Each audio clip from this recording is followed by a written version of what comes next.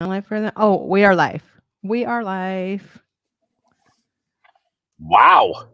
Oh my god, this is so nostalgia since like we have been doing the non-video version of this for like a million years. By the way, everyone should get a copy of this book. This is John's book, and then I'm very lucky to be one of the contributor to it. And please buy this book. Yeah. And I'm introducing you to Wiley today too. So hopefully you'll have Yeah, you're the a book best. published. Hopefully you'll have a book published by Wiley soon enough. You probably deserve Totally. to have a book published by Wiley more than me. So You are too you've humble. interviewed a lot. No.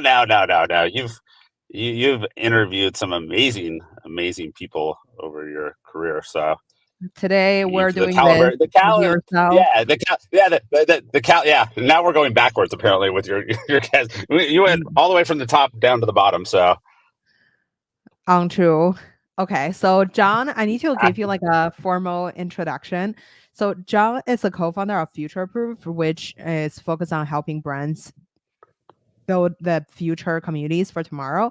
Future Proof is your trusted partner in navigating the digital frontier of the future and a trust partner of the world's number one Roblox builder. He is the author of that's right. Amazon number one bestseller, The Future of Community, which is focused on how brands and creators can leverage Web3, AI, and emerging technologies to make more money. Before entering the Web3 space, he spent 20 plus years in various executive positions at various Fortune 1000 companies, including KPMG, PwC, JP Morgan, and the Walt Disney Company. He also holds an MBA in entertainment from the University of Southern California.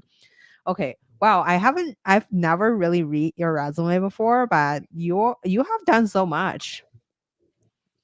Sounds impressive, doesn't it? Yeah, like you forgot the Mark Cuban part.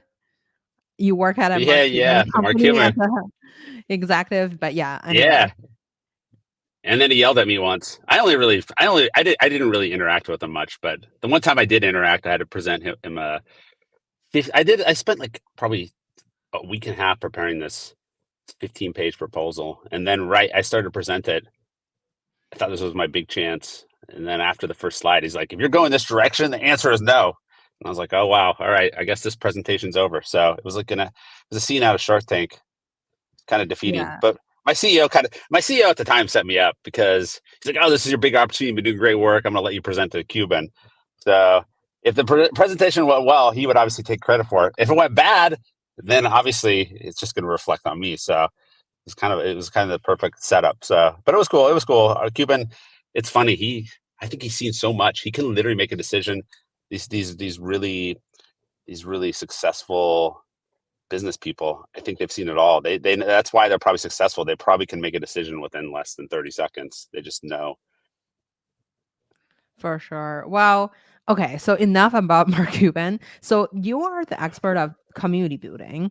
So I'm always so fascinated by okay, so let's start with one of the most like famous thing you've done in my eye is the Web3 community, right? So like back in time, you guys sold a company to another company um of your community company, right? So I wonder, so like there's a lot of people that are listening have they're in a different sector, maybe like in the B2B SaaS community or like they're in venture capital.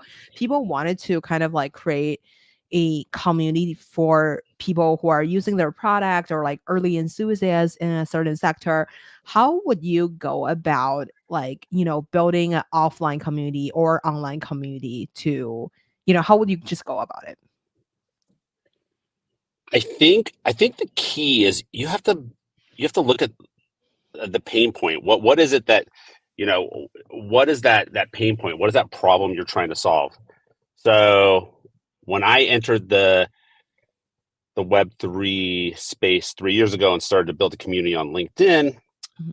I really took the angle of, hey, I'm going to be that bridge between the Web2 and this new Web3 world. So a lot of it was focused on education, educating the Web2 people, because I was educating myself as well.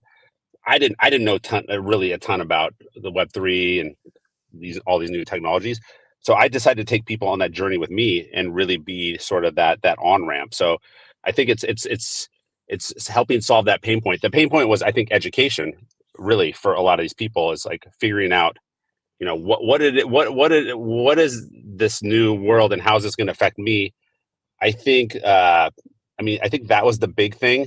And then secondarily, as I was starting to really sort of build my community, it was the ethos of Web3 was shifting the balance of power from these big companies to smaller creators. So really being an Mhm. advocate for creators. So I think it comes from a point of empathy, compassion, understanding. You have to break it down to its most Mhm. core level, which is understanding other humans. Look around you, right? Mhm. So I think that's how I successfully built a community, is just being human, really, really trying to help as many people as possible. I think that's how you build a great community, is help people. Really, it's. I mean, if you look at politicians, that are successful, it's about helping the small guy. I mean, most Mhm. people are not rich. I mean, really, the reality is, whether most people are not rich. They're just trying to just work every day and pay their bills. And I think that's the way to really build a strong community, is just really think about everybody around you as opposed to just a small group of people. I mean, you can build a really elite community or whatever, and that's fine too. Uh, but that's not my approach. So I think if you really want to build a really strong and powerful community, I think it needs to be really about helping as many people in this world as possible. So that was the approach I Mhm. took. I think there's a lot of work to be done. So a lot of the people that said they were trying to help other people, creators, and help the world around us, they've left. I think they were in it for selfish reasons. And then there's a Mhm. few of us left. So it's good though. It's sort of weeded out a lot of the bad apples. So Yeah. Well, okay. Hi, Gwen. So we have an audience there that I just wanted to say hi. I mean, we have a lot of audience, but like this audience coming, I just wanted to say hi. But anyway, so I wonder, like, when you first started the community breakfast, you were kind of essentially it was like a self-funded event at the Soho House, and then you eventually got like I went to your breakfast. It was awesome. It was like fully packed and recently I'm working on my first event, which you're obviously invited for my podcast in yeah, like February 15. We're super lucky to partner with a great VC firm, and we're gonna announce this soon. But anyway, so the TLDR is like, okay, you have the space, and then after you land the space, after you land some support from people, I wonder like how would you actually make the event good? Because your event is like super powerful, and then I met so many people like in the business just by attending but yeah. I wonder how do you like kind of like do a mixture of like different type of people or industry people to kind of like shape the event? Yeah, yeah. I mean, that's a great question. So obviously you have a sponsor. So obviously they have certain KPIs they want to hit, right? So whether, Mhm, we've done a few VIP dinners with Fenwick and West. They're a big law firm. They obviously want VCs in the room. They want founders because they're looking for new clients. mhm, I guess that's step one. So for step one is like, all right, usually if you have a sponsor, and like a lot of mine were funded by my former employer. So there's obviously certain KPIs there as well, right? mhm, So I guess the step one is just kind of identifying those people in your network first, whatever, you have all your connections. And then you have to lean in. I mean, the key to the success is like I've had amazing people in my network that have another group of mhm, people that they invite. So mhm, Justin Shakero, co-author of my book, co-founder of my mhm, company Future Proof, co-host of NFT Heat mhm, TV show. mhm, He's been great because I had more of the brand relationships. He had more of the creative relationships. So that always mhm, like was fun because you bring the creative people in the same mhm, room as the brands. And then, I had a few other partners that would bring in, maybe the VCs, so and investors and things like that. So I mean, that always makes it a fun room. I think you mhm, want to create a room where people are meeting people they normally wouldn't be interacting with. mhm, So it's a thoughtfully curated room. I think that's where mhm, the magic happens. So I think you mhm, have to lean in on your network. So if you invited me to your, you're gonna invite me. If you invite me to your event, then I would probably be able to invite some people that maybe are completely outside and would be a great addition Mhm. to your event. That's Justin Johnson, who used to work at MoonPay, now he works at Acorns. He's amazing. His network is insane. I really love to get him involved. He always invites just people that I just don't have access to. He was a creator manager at Meta, so I've started to interact a lot with the people in his world. So I think it's finding. I think the key is like you have your network, but you need to find 3, 4, 5 other people that you really trust that have amazing networks and get them involved and have them invite their people, and then Mhm. the magic happens. So that's the Mhm. typically the way to create it. So I'm going to be doing an event in 3 weeks with our Roblox partner here. There's a big gaming conference here in Los Angeles at CA, SEG3, and we are going to be having about 50 people in the room. Mhm. So it'll be a mix. Obviously, our Roblox partner wants a lot of Mhm. brand CMOs, agency people there. So they'll be in the room, and then there'll be a mix of some other people that will complement that. Because you have your KPIs, but you also want the room to be kind of fun too. So you want to throw in a mix. It's different. And here's the other thing too. You have to realize is sometimes even though you're like, okay, we want to just meet a bunch of CMOs. A lot of times it's somebody that's not a CMO but has access to those people too. So with Mhm. networking and building communities, it's a layered proposition. I think you want good energy, good vibes.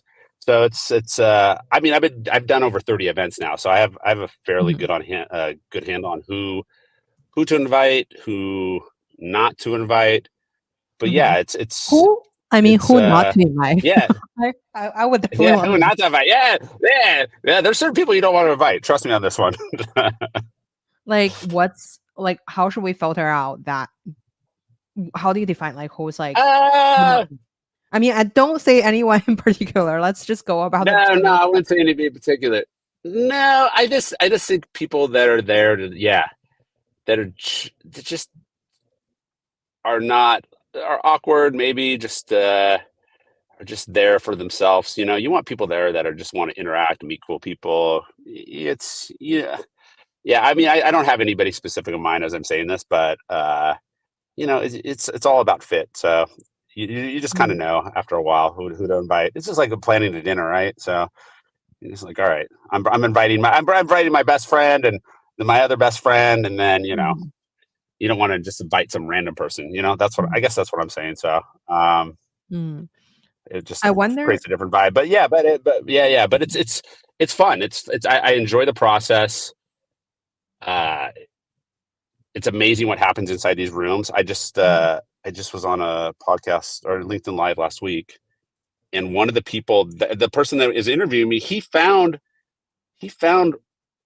a job at the breakfast you were at. He found a job. Mhm. He got a job from that. So how crazy is that? Yeah, like, how I guess, like, I wonder, like, when you're thinking about the mixture of the people, right? There is, definitely, different people are looking for different things, like, investor may be looking for the hot startups, and then, startups are looking for investments. So, but, like, you also don't wanna create an environment that's kinda, like, toxic, like, everyone's chasing for a job. Like, it's great if someone network into a job or, like, it's a fit, but, like, you don't really want people to be like, "Hey, can Right, you do right. XYZ for me?" How do Yeah, you I kind of, mean, like, curate you that? don't want to. Yeah, yeah, you care, right? You don't want. Yeah, you don't want to create an event where you have a bunch of VCs and then you have like 20 people that are looking for jobs and they're just begging them for jobs, right? That's the wrong vibe, Mhm, right? mhm, So, I mean, it comes to curation. I think it's just really thoughtfully going through the list. Usually, when I work with a partner, is like I'll give them the guest list as well. I want to make sure it's vetted. So, I think it comes down to communication, just really having multiple people involved in the decision making process. I don't think you should just do it in a vacuum.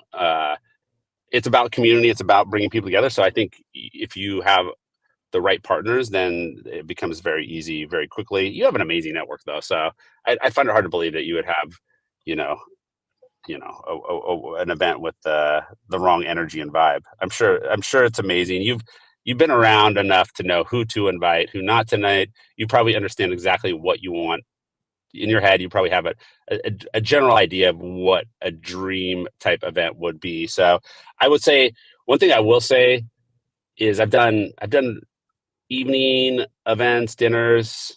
I've done more breakfasts though. I like the breakfasts, and I'll tell you why I like the breakfasts for a couple of reasons.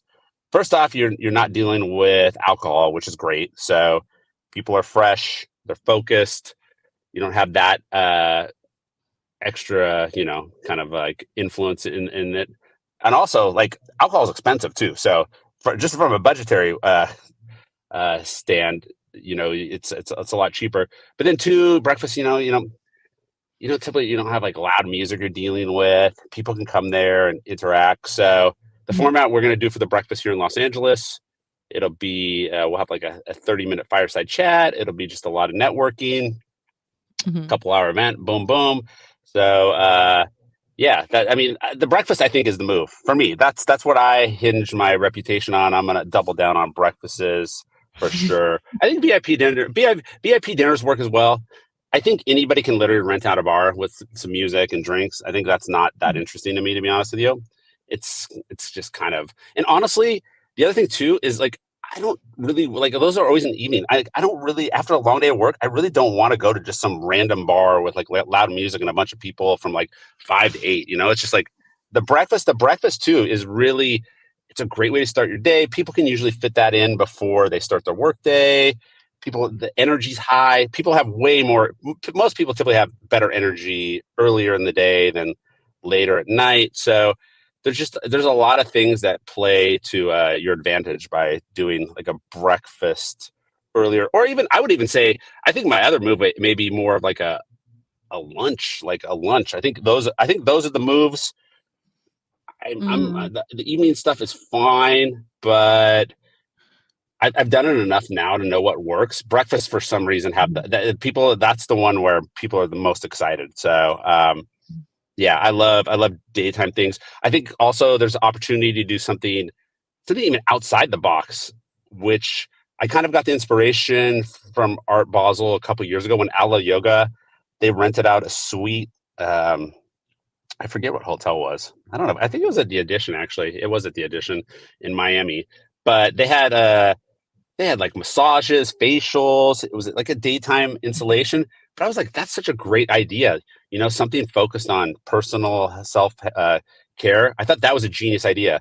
I think there's just ways to do something a lot more interesting now. I think people like that. I appreciate it. It played well for both men and women. I mean, it was great. mhm, Like the guys loved it probably even more than the women did, which is like counterintuitive. You'd be like, oh, guys don't want to go get mhm, facials and massages. And guys were mhm, loving it. I saw more guys there than women. mhm. And they gave me Okay, free clothes, some swag, and all that. So, anyways, whatever. I don't know. I'm rambling, but there you go. Those are my thoughts on event curation. love that. Okay, hi, Vanessa. Hi, Emily. So Emily has a question. Says, "What days of the week do you think breakfast work?" I'm also curious about like when you're getting sponsors, I was very fortunate to have the first event mostly covered. And then like I wonder if you're going about this with no sponsor. Like I get this question a lot. Like, how do people ask for sponsor? Even like, even you have a sponsor for this event, but like you're always like gonna ask for more for the future. So I wonder how do you go about partner with people to make it mutually beneficial for both party? And how would you Well, go I mean, about you're this?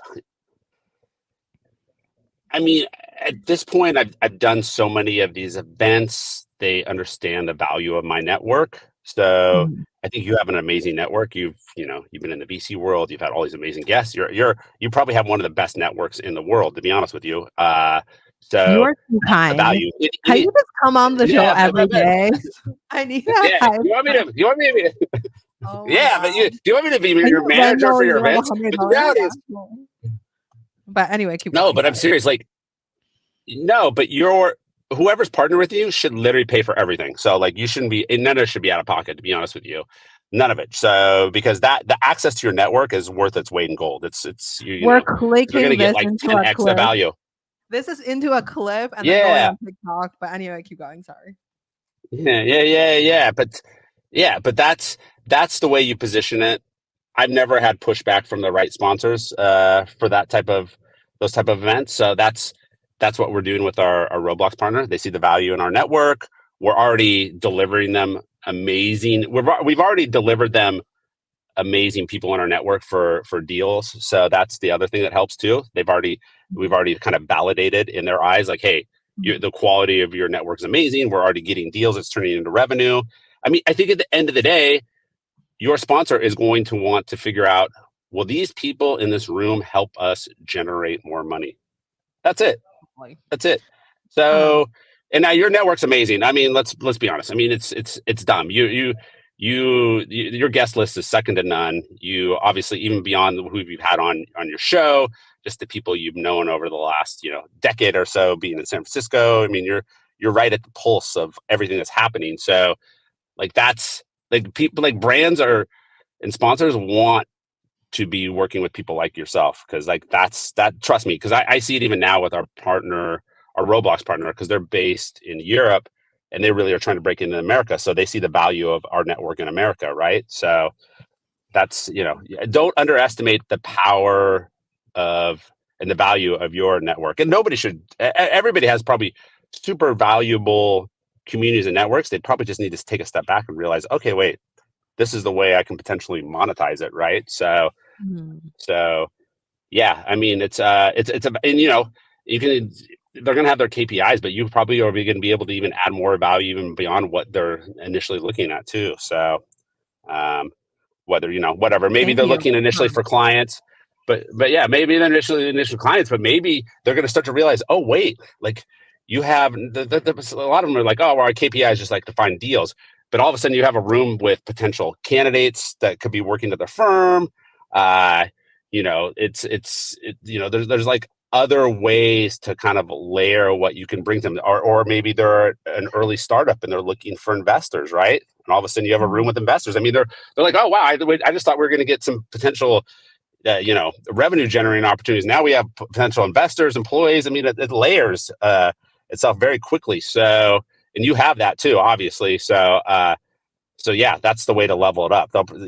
I think you'll greatly exceed their expectations. So, and they should pay You for the whole thing. That's my take on it. you are so kind, and also the audience. I don't know who is LinkedIn user, but hello. Anyway, so I wonder, like, when one of the things that I find really impressive about your event and yourself is, like, you're able to turn them into a deal, right? Like, so you brought in a lot of deals for the past companies, and I wonder, how do you make the transition from someone being um hi LinkedIn user. I don't know why your name is not showing on my side. But anyway, so I wonder, how would you transition from, let's say, someone you meet at an event into a business partnership? Well, I just did a post about this on LinkedIn today. I mean, honestly, you just need to develop a real relationship with people, and then the deals will organically happen. So I think the best relationships is where you don't come in with any type of agenda. You just, like, meet cool people. I don't even like name tags. I mean, some people are like, oh, name tags. I'm not into that, to be honest with you. It's annoying. Like, I like to just go into a room and find good energy. So I think that's Mhm. that's the way I like to roll. Some people will disagree with it, but that's my approach. So yeah, I would just say develop real human relationships, because if I really think about the deals that I've gotten done from LinkedIn, it's taken a long time. We connected, and then, like, it could take 6 months to a year. Sometimes it doesn't happen immediately. So I think you have to be patient, but you also have to build relationships in an authentic, genuine way. So that would be my take on it. So yeah, that's the way I found it. I think, again, it goes back to that room, like, right? Just a bunch of room, like, oh, I just want a deal, looking at name tag. Oh, you're like, that's what I hate so much about these conferences. People are looking at name tags, like, you don't work at Google. I don't want to talk to you. Like, that's so dumb. Like, it's just a terrible way to network. I'm telling you, a lot of times you're going to get connected to the right people if you just find good energy. Just develop real, authentic, genuine human relationships. The rest will take care of itself. Trust me on this one. Trust me. Got to be Yeah. patient. You got to be chill. Chill, people. Chill. Oh my God.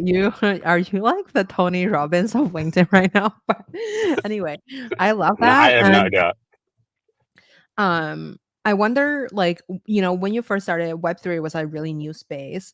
Um, what were like the content that you were posting? Because the first time I discovered you was like, well, this is before we. Oh, by the way, hi Emily, thank you. Okay, so by the way, so we're like, oh, like Emily had a question about like what day in the week do you think breakfast would work? It's a great question. I think so. We're going to do our breakfast on a Monday. I think Monday's good. Monday, You're a Tuesday, baller. front end of the Monday, week. and do people show up on Monday? Monday, like people have like a board meeting or Yeah. like something that they're like all hands or Yeah, whatever. so when I did a lot of my breakfasts around, because a lot of times you'll do it around a big conference, whether it's whatever the NFT, Right. NYC, Yeah. South by Southwest, CS, you typically want to try and do it at the beginning of the conference because people will start going out late night. Like they're obligated. They'll start meeting people, and then their calendar will just get even more jammed. So if you give them the front end and make your thing like, hey, this is like the first thing that's happening, almost own it. Like some of Mhm. that big boss energy, just be like, all right, this is the first thing that's happening. So this conference that's happening in Los Angeles, it is it's a Monday, Tuesday. So we're gonna do it Monday. We're gonna own it. We're gonna just be like, hey, the first thing you're gonna do is come to our breakfast. So it's that's how we're doing it. I think Fridays are Mhm. not good. Fridays are not good. So I would say stay away from Mhm. Friday at all. Like I don't think people you could potentially. I mean, Friday's okay, but I think earlier in the week. But if you're doing your curated event on like on the side of a big conference, then try to do it at the beginning of it. That's my advice. But it's I've tried it because I think I learned that mistake because I did do one towards the end of one, and just it's not as many people showed up. The energy was bad. But when you came to my breakfast in New York for NFT NYC, I believe that was right at the beginning of the conference. That was insane. I mean, I'm pretty sure. Mhm. Yeah, it was insane. We were. I think that room was supposed to hold 80 people. I feel like there was about 200 people in that room. So, Mhm. and Soho House told me they said they said they have never seen a breakfast with that kind of energy before. They said, and that Soho House has been around 20 years. And Mhm. they said that was literally one of the top breakfasts they've ever seen. They've never seen a breakfast like that. So we brought the big breakfast energy to Soho The House. biggest That's what I'm breakfast talking about. energy. Big. We need more big breakfast energy with events. So Oh my god, that's true actually.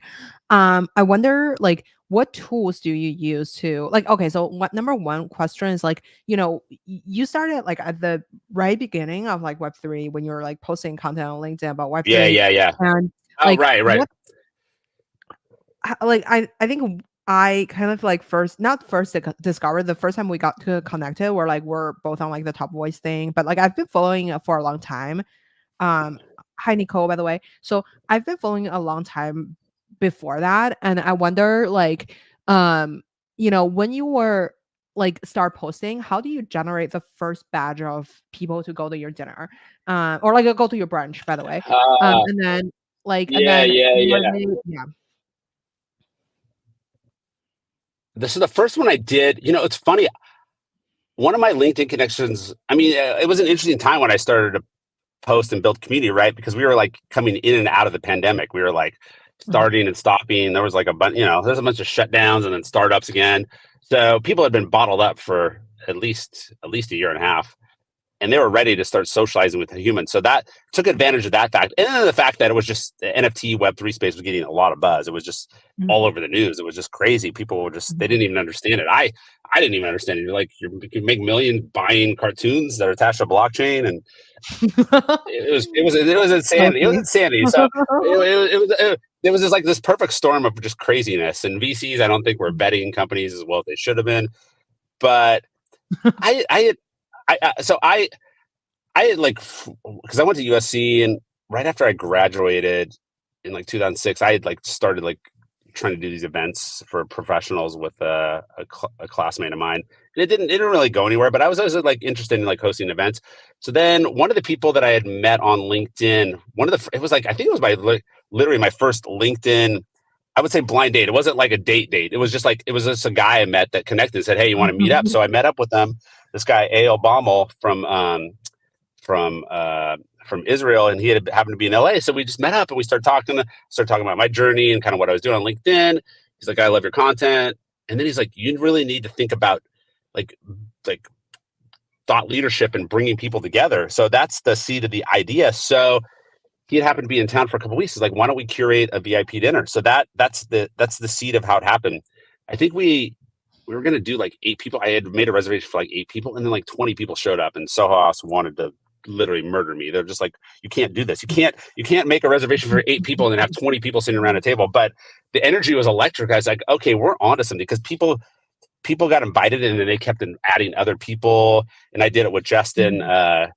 my co-author of the book. So yeah, so we were like, okay, we're onto something. People, there's we exceeded like capacity by, 2x. So I was like, okay, we're onto something. There's obviously an appetite for this. So I said, okay, we have sort of our use case. And then I convinced my company at the time. I was like, I think there was a conference coming up.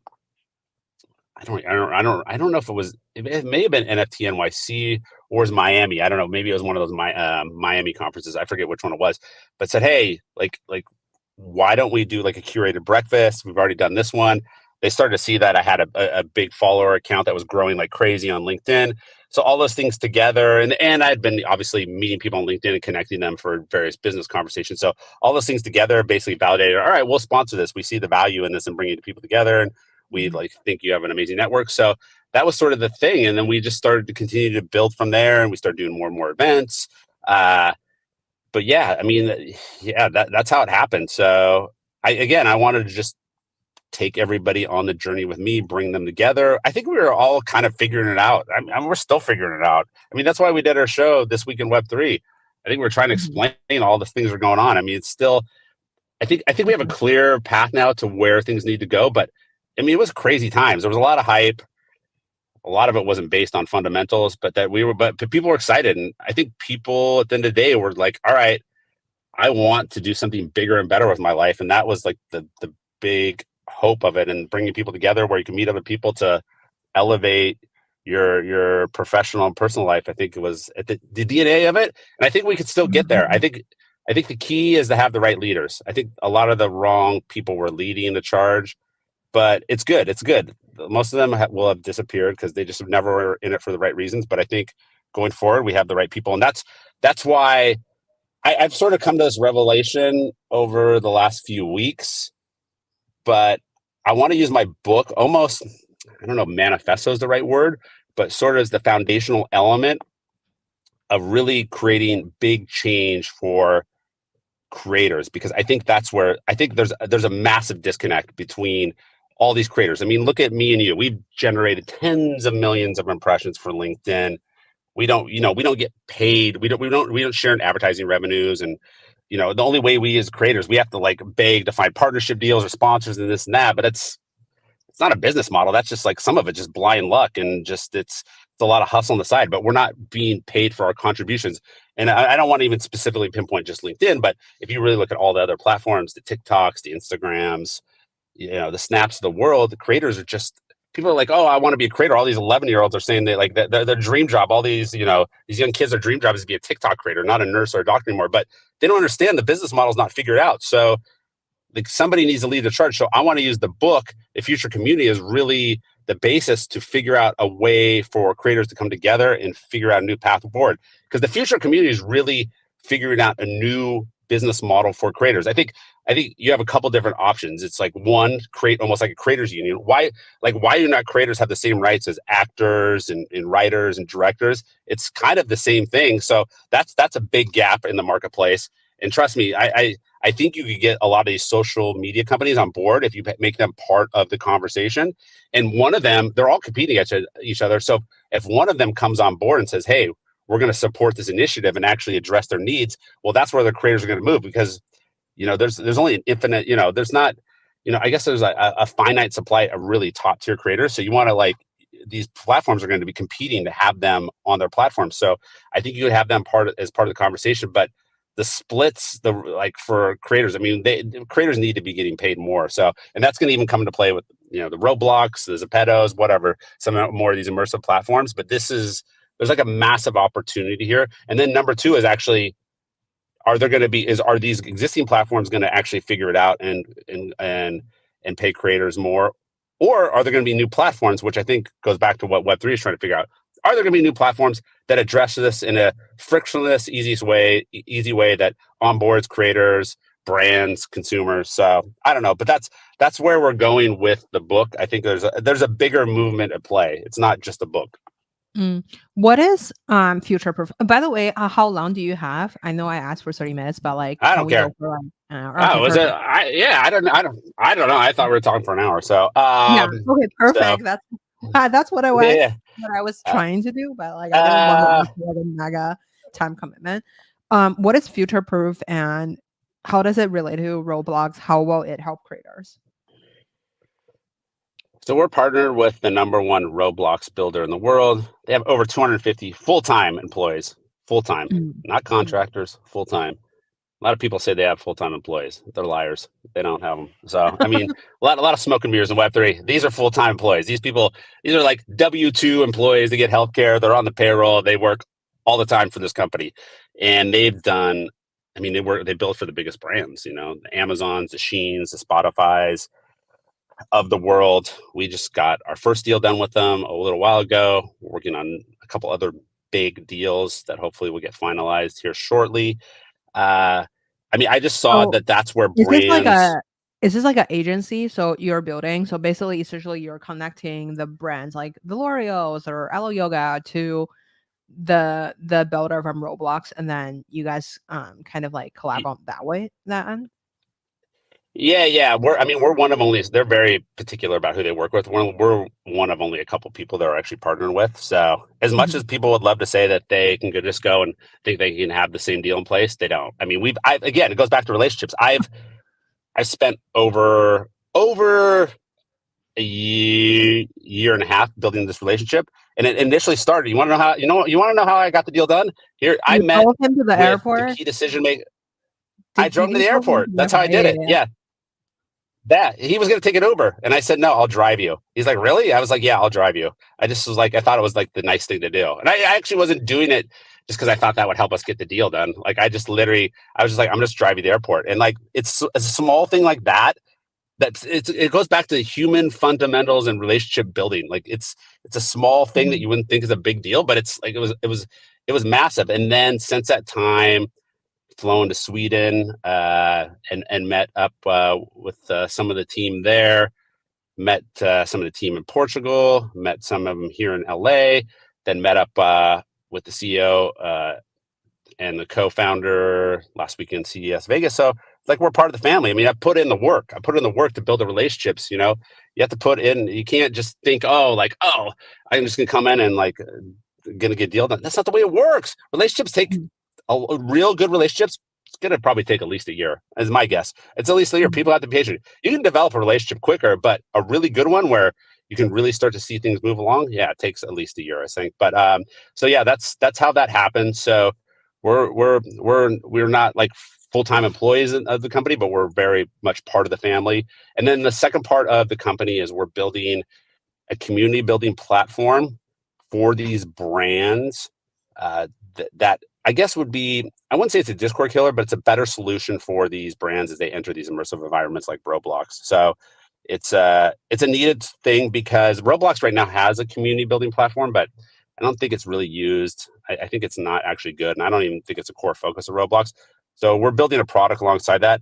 That's not my specific area of expertise, but we basically sort of open the dialogue with our partner to help us incubate that product alongside a lot of the brands, which is obviously, as you know, if you have the brands, the big brands to help scale your product, you're in a great position. So that's sort of the second part of the company. But I'm going to lean in. I'm going to lean in on people that are really more talented than me. I want to make sure I'm the dumbest person in my company, so I will bring on the smartest people as possible to help me execute. I have no ego. Like if you're going to bring, like that's the thing about startups. I mean, my biggest thing. I've been in multiple startups. startups that I've worked at, the founders have been good at raising money. They've actually been pretty good at hiring smart people, but it usually all falls apart when they do not let those smart people do their job. So from what I've seen, I think there's more at play, but a lot of it is that because more often than not, they don't have their business model figured out, and those smart people usually can help you figure it out, but they never lean in on them to help you do that. So my thing is like surround myself with smart people, let them do what they do best. No ego from me. I'm here to support great people and let them do what they're supposed to do. So yeah, so I guess that's future proof in a nutshell. But yeah, it's exciting.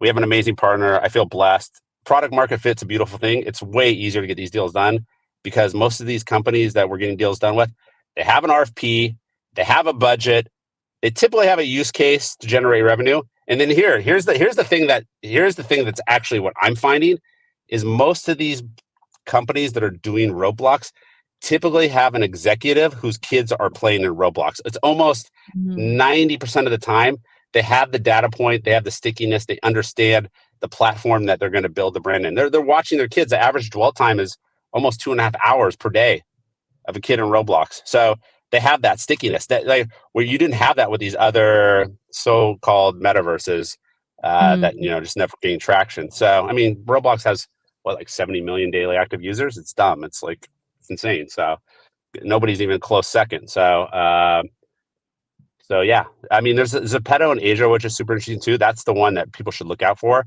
That's like 70% female. It has all the K-pop girls. So I don't even Wait, like I what? don't know exact demographic of a K-pop.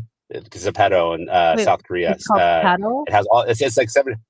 Zepeto. Zepeto with a Z. Zepeto? How do you spell it? It's just Z-P-E. Zepeto. Zepe. Yeah, Zepeto. Oh, interesting. Like, yeah, I was gonna ask, like, why do you guys build on Roblox? Now you just explained it, and like, basically, you can transform all the Web3 partnerships that you've built early on. Like, like you already super plug into the ecosystem, and then like obviously Roblox is gonna take the lead on this one, like because they're pretty established and people are spending actual time into these metaverses or like people spending time online in general. Um, I wonder, like, Yeah. yeah. So to address Nicole's question, Nicole asked like many sales type of strategies push volume on connecting on LinkedIn. How do you ensure the value in volume when you have such a strategy? Uh what does this mean? So like basically it's like I'm not exactly sure what that means. Do you understand the question? No, I didn't. No. Read it again. I'll try to make sense of it. Read it one more time. Many sales type strategies push volume on connecting on LinkedIn. How do you ensure the value in volume when you have such a strategy? Like a bunch of people add people on LinkedIn. I Oh don't yeah, think yeah, that's the yeah, I yeah, don't yeah. know. Yeah. I think she's talking quantity over quality on LinkedIn. Yeah, yeah. Oh, just to gain lots of impressions, gain followers. Yeah, I've struggled that with myself. I get it. Yeah, that's definitely. Oof. Yeah, that's it's hard to balance. I mean, like I did a post. I had a viral post last year on LinkedIn and had almost 1 million impressions. I didn't literally have one meaningful connection. Nobody reached out because of it. A lot of times you'll have a post that's just like so, Mhm. and somebody will reach out because they see it. It comes through their feed. So I, yeah, it's a balancing act though. But the more followers and impressions you have, the more people see your stuff. So it's like again, my approach. This is the way I approach my LinkedIn. I just program it like my own TV network. So I think you just got to be Mhm. funneling it. I mean, if you've noticed, a lot of the bigger content creators. I mean, they're like the days of just doing one or two posts on LinkedIn are done. I mean, you almost need to be pushing out 6 to 8 pieces of content. And I noticed it. I noticed it 4 or 5 months ago. I was like, why is Gary Vee literally doing a post every hour? But I think you need. I think it is a little more volume. The algorithms change. It's more of a knowledge sharing platform that's now favored, so certain things that used to work don't work as well. The incessant commenting, hooks, things like that. Those are fine. I think they work on some level, but I think at the end of the day, the algorithm really favors knowledge sharing. I think video is obviously great. Um, so yeah, I think you just have to like focus on that balance between obviously generating a lot of noise and for your brand, but then also trying to filter back on like where I need to spend my time. So yeah, I think the key is like if you're going to really want to connect with somebody, if you're going to send them a connection request, please write something in there. I mean, I have 3,500 connection requests that I haven't even looked at, and most of them have no notes. So like, why am I gonna? I mean, you're gonna like put the onus on me to sit there and like figure out what brand you work at, what you do. Like, I don't have time for that. Like, if you like write me a quick note, just be like, hey, love your content.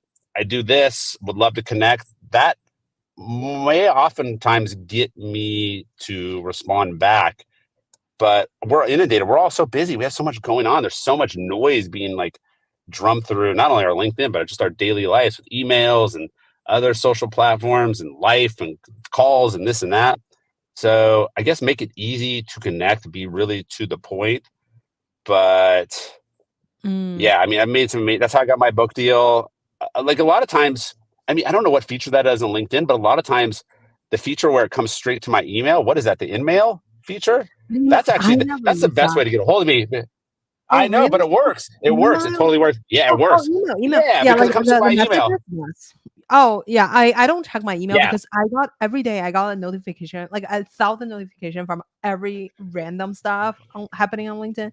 Like, I don't know. I don't remember. It was yeah, like, "Oh, so and so just push out a newsletter." I'm like, "I don't know this person," but like I got a newsletter thing. But like, I mean, I love yeah, LinkedIn, yeah, but yeah, like that feature is I mean, I was not really using it, but obviously you are using it, so yeah. that's good. I wonder. I mean, I don't know if I mean, I'm not. I mean, I'm actually on the receiving end. I'm not typically. I've done it a few times, but I'm Yeah, I not mean, you probably are doing you as are many using it cold that, like, DMs. adding. So you obviously you're reading Yeah, it. yeah. So, yeah, I don't read I it. am. I am reading, but but it sticks out. I was like, oh, that's cool. Like that's an email. That's like it separates you. I mean, you could do the other sneaky end around too. You could try to connect with somebody on maybe one of the other social media platforms that where they're not as active. I mean, I have only like 1,200 Instagram followers, so you could like be sneaky and do that. That actually kind of works Mhm. too because I don't have that much noise on there, and that's honestly more for just my personal enjoyment. I don't really have any business objectives there. It's just more like fun, creative outlet for me. But I mean, think outside the box a little bit. That's my advice. What's your thought on, like, inviting people to your event? So, like, I feel like I always saw the Luma links people are using, and that's what I was planning on using doing my event, but I wanted to send everybody, like, a personalized invite, but on the other hand, it's like, okay, so what's the conversion rate? Let's say if, like, half of people are not really living in the city anymore, or, like, they're, like, traveling somewhere. How do you go about the invitation part? Would you just send, like, a I link mean, to people, or how many people are you inviting to your event? Are you throwing like a rave? How many people are you no, throwing? no, like, I was thinking about just 50, like 30, 50. Well, now it's Yeah, more like but why 50 could why? something. I mean, honestly, I just send a lot of texts, WhatsApps. That's Mm, yeah. I just and then I usually if there's somebody that I know has a really strong network, like a Justin, I'll be like, hey, we're doing this dinner. Like, hey, invite. I'll give them the criteria and be like, hey, invite this to your network already. I trust it. It's vetted. So I'll typically do like 10, 15 of those. And that's like, that's the initial way to start it. Then I have a spreadsheet of just people that have been in my other events or people that I'm dealing with in terms of just like different business conversations and things like that. And then I'll probably just do a LinkedIn post, a few LinkedIn posts. Those also help. Um, mm. Do yeah, I you mean, just take that's everybody the from process. LinkedIn posts though? But, like, do you just take everybody from LinkedIn posts? I'm sure if you post something on LinkedIn, there's like 4,000 Now, people apply all around the world. yeah, yeah, you can't take you can't take everybody just because they may not be a specific fit. But the other thing too is I assume that your partner is going to have their list as well. I mean, it becomes very easy. All of a sudden, like your partner probably has, they may take half the list. So all of a sudden, it becomes really easy. It's not, it comes together really, really quickly, to be honest with you. So I would just say really lean in on some of those super connectors in your network that have those crazy networks, and it'll come together super quick. So, and then there'll be a few surprise people that get invited that also have crazy networks. It happens quickly. It Mhm. happens very quickly. So Awesome. yeah, it's fun. You'll figure out. Yeah, the first one will be good. They'll probably be. I don't. I actually think it'll be way more successful than you probably even think it is going to be. You're going to kill it. So, and honestly, San Francisco, I feel like San Francisco. I mean, I've done a lot of events over the last 3 years. I feel like San Francisco's a little underserved. So, I think there's a big opportunity to do something really cool. Yeah. Well, okay. So another question for you is, a lot of the listeners are they're founders or like startup people or like investors. They're trying to grow like basically a community of like customers, essentially. Let's say, especially like these SaaS related products. I think it's probably different than like consumer facing products. I wonder how would you kind of like build a community tailored towards that, and then if you're an investor, what tools would you invite what tool would you invest to kind of like make in the community space that are making it better? Um, they should invest in my company's community building tool, right? No, but seriously, like, Well, check there's a them lot of out community building definitely. tools, but Check their yeah, yeah, but thumbnail. you know, Yeah. there's a lot of, again, there's probably thousands of community building tools right now, but it's like to scale, you have to have the right partners, obviously. So ideas are one thing, execution is another. I mean, I've used LinkedIn. We're actually going to partner with this company, EQ Ticketing, which I'm super excited about. It's super clean. I can make you an intro. You should check them out. So, I mean, you don't want to use Eventbrite. That is just like that is so not on brand for anybody. Yeah. It's just so generic. It's like, yeah. So No, definitely no do not shade use on Eventbrite. Eventbrite. Yeah. I think it's like good for conferences, but for like intimate events, I like a lot of people use Luma in the Bay Area. Yeah, yeah, yeah. But I think this EQ ticketing, I'm gonna send it to you. Is like, yeah, I've seen the Luma. I'm not a big fan of like. It just feels a little cheap, man. I think I can take it up a notch. This EQ ticketing. I'll here. Wait, maybe can I? No, there's no thing in the chat, but here, wait. Maybe I can just forward it to you real quick. It's clean. It's nice. Or maybe wait. Maybe you can just look at their I website think, here. EQ yeah, I think ticketing. it's a EQ private tickets. Oh, company. wait. Let me make sure I have this right here. Hold on. Let me. I'm doing a plug for them, and I haven't even We should have your like actually launched promotional it. code or something. Yeah, Yeah. yeah, yeah, my promotional code. Let's see here. Wait a second. But like, do Email you send EQ. people Oh, right this here. link? Yeah. Okay. Do you send this link They send to what? or do you send a link for people to register, or do you have to secretly messaging them with something? Push VIP. But anyway, Just send them the link, but because no, you send them the link, and then typically you'll have an option to approve them. They can register, but then you still have to approve, right? So, I think that's the thing too. You can have it. You can have it set up here. I'm just gonna send you this here. Emily Here, mentioned there's one. push VIP is another one. I wonder, yeah, like Yeah, I yeah. I'm mentioned sure. Yeah, I there's think like a something lot of them, but clean, yeah. sexy. It's. I just think there's and also I want to like I want to work with partners and just get stuff done. So I'm only saying yes to stuff where the partner can actually help me execute. That's my new mantra. I only say yes if there's somebody to execute it because I think it needs to be easy. We're busy, right? We're just Yeah. busy. So here, What I'm trying you to send you also this. mentioned about like VIP dinners, I wonder, like, I also heard Yeah. people suggest me to do like small dinner pre-events, and I wonder how would you go about it? And I feel like that's also upfront cost. Like, do you need to get a sponsor for a VIP dinner, or like do Yes. VIP pay for the VIP dinner? Yes. Would they even Yes. pay? No. No. No. No. No. No. No. No. Find a sponsor. Find a sponsor. Find a sponsor. I think. I mean, you could have them pay. But that's a pain. You have to like. You have to like. Yeah, that's a pain. Just find a sponsor. You're in the Bay Area. There's plenty of VCs, law firms, startups. Just don't pay for grace. You have an amazing network. Stop it. No, you're not like none of this. Like think big. Like you people should be paying. People should be knocking down the door to work with you and get access to your network. So that's it. So that's If it. No, anyone wants to that's it. No, no sponsor more. If anyone wants to sponsor John or my future events, please comment or message us. We're always looking for more. Yeah, absolutely. Yeah. Um, Yep. I Yep. That's 100%. Yeah. So don't. I think that's it. Yeah. Your network's amazing. So yeah.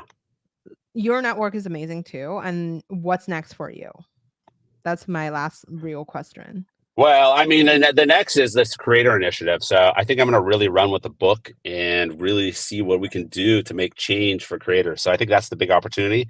Because I'm like, books are books, whatever. So many people have books. I mean, I'm gonna be honest. I don't even know if I've read my entire book. So, because Justin wrote part of it too. So, I mean, it's like reading a book is like a big undertaking. But the truth, that is a true story. So, I think we need to use this book as the foundational element to make real change for creators because I do believe that there's just all I'm just watching things happening. Like these layoffs are happening faster and faster. AI is speeding up things.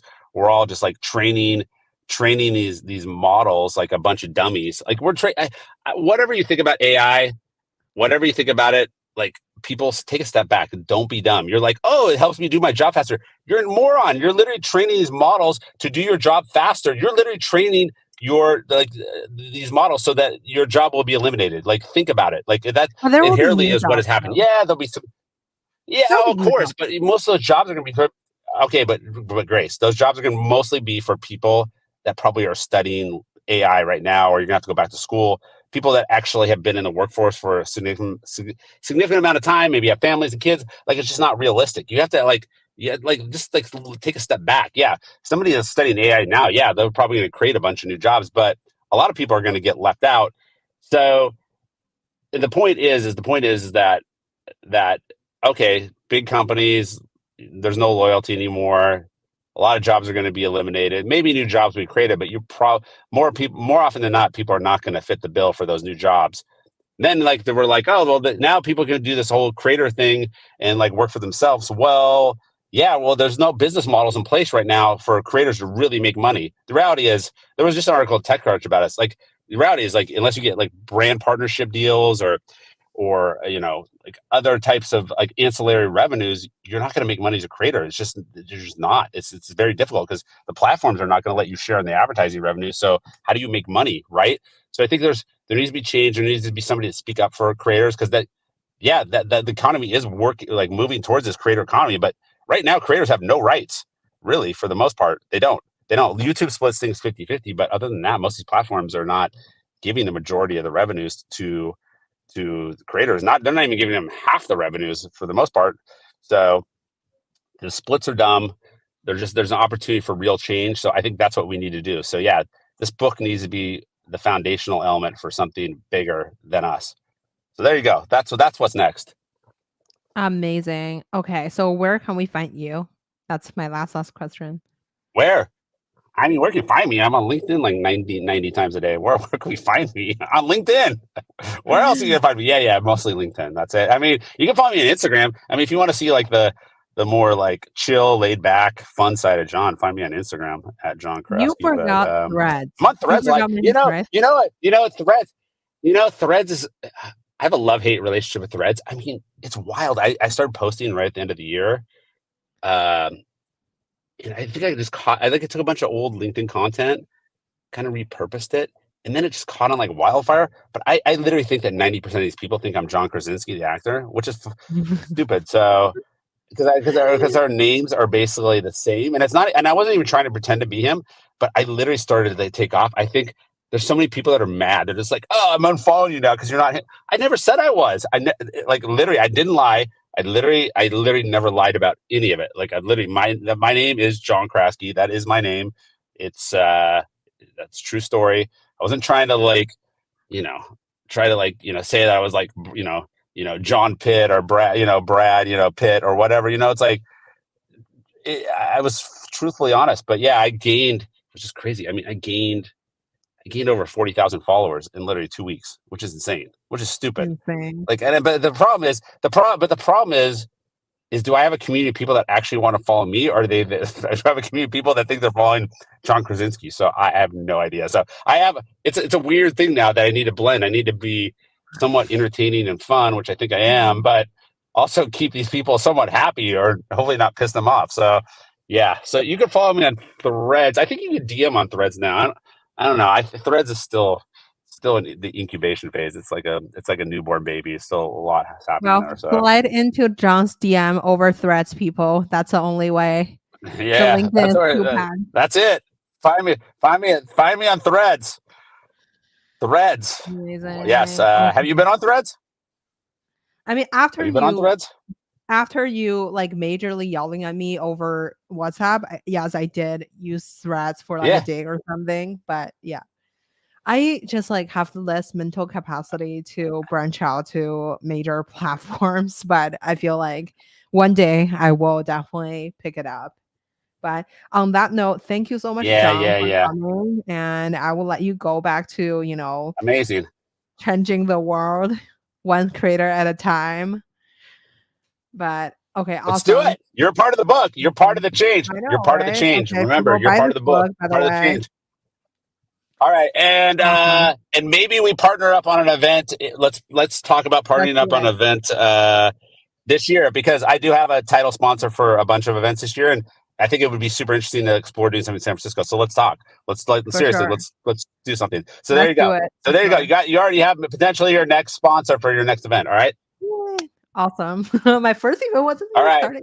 Anyway, okay. Thank you so much, John. Yeah. All right. Okay, we'll do this year. Bye. Bye. Peace. Take care. Bye. Bye. Let me end stream.